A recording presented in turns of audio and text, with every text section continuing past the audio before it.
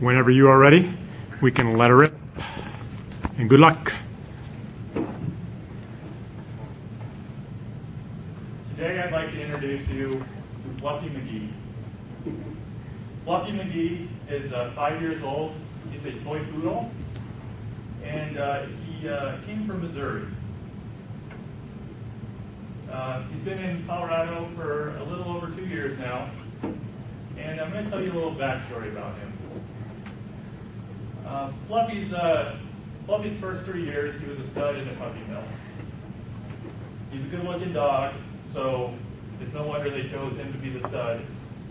But he was rescued 14 January from Carthage, Missouri, with 34 other small breed dogs from what is called a puppy mill.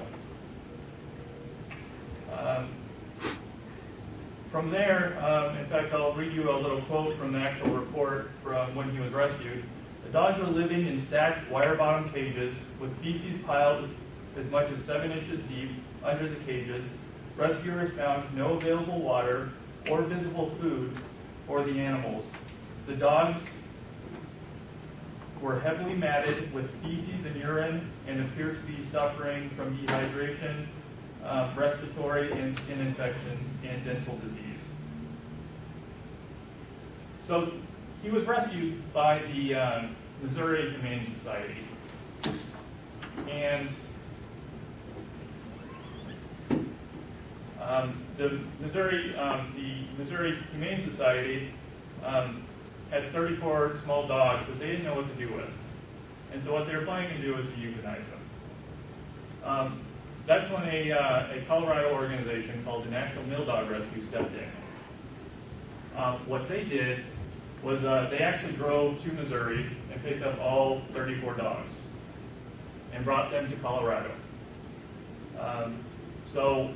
Fluffy arrived in Colorado in March 3rd of 2011. The first thing they did, what's the first thing you do when you bring a dog home?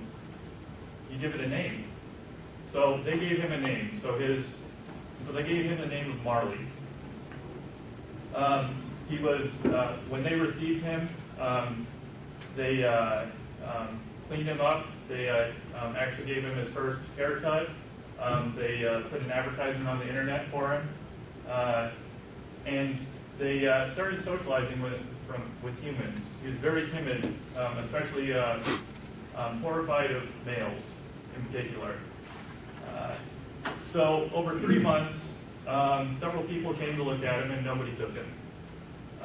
When my wife and I took a look at Fluffy, and we took him to the small visiting pen, I wasn't sure the dog could walk. The only reason I knew he could walk is because I watched him bite somebody that tried to get him out of the cage, and he ran to the other side. He looked similar to Eeyore. Wouldn't make eye contact with us. Wouldn't walk at all. Extremely timid. So we adopted him that day, not because he was an easy dog, but because he was a more difficult dog. So we adopted him July 23rd, 2011. He was terrified to be out of a cage, so we crated him. He wouldn't leave the crate. And he, on the way home, we bought him a hot dog, a plain hot dog from the drive-thru. He was afraid to take food from us. Fortunately, he warmed up to my wife in about 2 weeks. He warmed up to my wife, Erin. It was another 6 months before he was okay with me, and he's still pretty sure I'm up to something terrible. If I'm making loud noises, if I'm carrying something, he's still pretty scared of me. So we've had him since that time, so for 2 years, and he's turned around dramatically. So he's now socialized. He's still a little timid from strangers, as you guys have greeted him, but he's a good dog. So what I'm talking to you about is puppy mills. So puppy mills were started in the United States to offset farmers' incomes, and it's a practice that still happens today. So you may ask, what is a puppy mill? Next slide, please. A puppy mill is a large commercial breeding operation where the priority or where profits are put over the well-being of the dog. So it's not necessarily the number of dogs, it's how they're treated.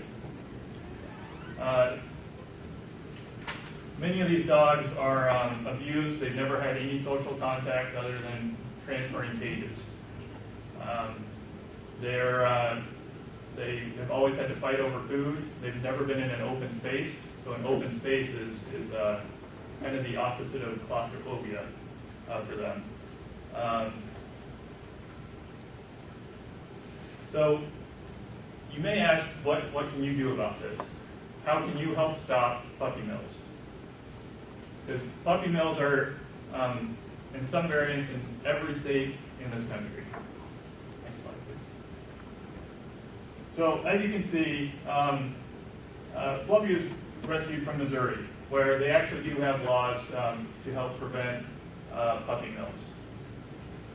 And however, he was rescued from a licensed breeder there. All the states in gray have no laws that apply to puppy mills. Next slide, please. So this is what you can do to prevent this. You can rescue a mill dog. I found Fluffy on puppyfinder.com, all dolled up, and we had to get a dog that was the size of a cat, and we didn't want dog hair, so we got toy food. It's a manly dog if you want it to be a manly dog. You can go to an animal shelter. Especially in a military town like this, there's a lot of dogs that are abandoned or need love. So the El Paso Animal Shelter always has a wide variety of dogs. One thing you can do is buy directly from a reputable breeder. Now, a reputable breeder, in contrast to say, puppy mill, if you've ever approached one, there is an interview process. You will come and meet them. You will see where the dogs grew up, and if they choose not to sell one to you, they won't sell one to you. And a lot of this is to prevent the dog from actually being sold to an organization for puppy mill purposes, or for breeding purposes. The worst thing you can do is to buy a dog from a pet store, like a mall pet store. They're there to make profits. If they can get the dog for as cheap as possible, i.e. puppy mill, and sell it for a $600 or say a $600 markup, they've made a lot of profit. And you can even go down to the local malls and see dogs there. If you've noticed, organizations like PetSmart, they don't even sell dogs to help prevent puppy mills. Because if you can stop the money, then there's no value in actually having a puppy mill. You can also support legislation that prohibits puppy mill. So there's an organization called ASPCA, which is the American Society for the Prevention of Cruelty to Animals. This organization has volunteers to take donations, but they help sponsor legislation. At this point, there's no federal laws to prevent puppy mills.